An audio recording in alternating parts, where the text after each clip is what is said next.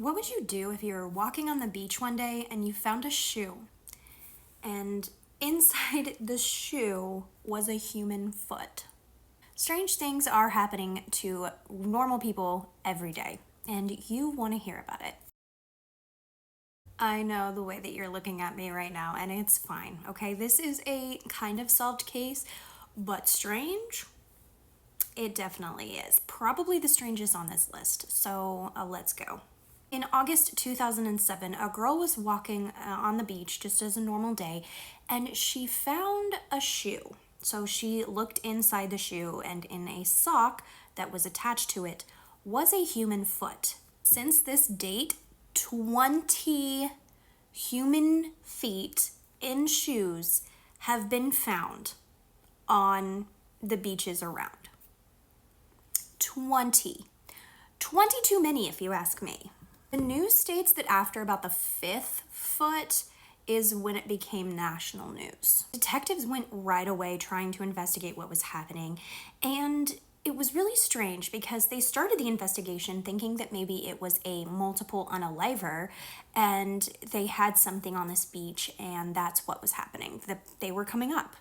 Then they found that this happened back in 1887 when a human leg was found attached to a shoe and it surfaced around this area. It was later to be found out that this particular foot shoe situation was a man who probably drowned while he was in the water that summer, and that's where the foot came from. As detectives tried to figure out whose foot it was and all of that, scientists went to work to figure out why this was happening, because this is kind of a phenomenon, and both of them came to really strange conclusions. DNA helped to figure out a lot of whose foot this was.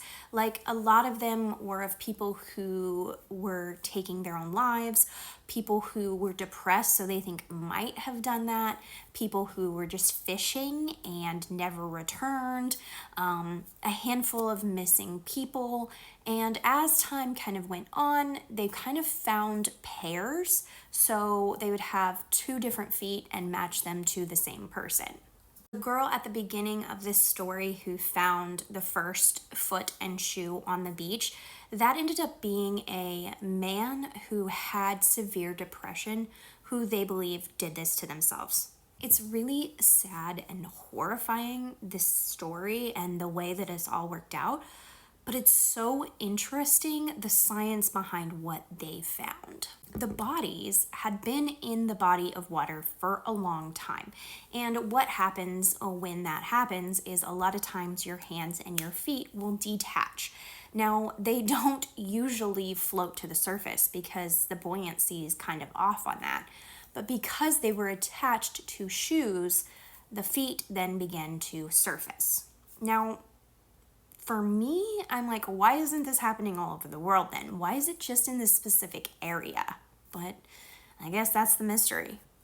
So the area is the Salish Sea, and it kind of runs where British Columbia is, and there has even been a couple cases in Washington, USA. The first one back in 1887 was found on Vancouver Beach, which is part of Canada. And so it kind of all began there. There's a lot in Canada, some in Washington, but it's all in the Salish Sea. Police have said that this was not foul play and it's not a multiple unaliver. To me, that's the crazy part of this story, that there's just feet turning up in this one area. I guess finding feet and not finding the rest of the body is deemed very unusual, and finding pairs is like 1 in a million. So this is a very rare event that is happening in our generation, and not a lot of people know about it, nor do they care, I guess. I don't know. I've never heard of it. It seems strange, and when I started researching the story, I was like, whoa. So all in all, it isn't severed feet. I guess it's detached feet. Still weird, still strange. I mean, what do you think is happening with this feet mystery?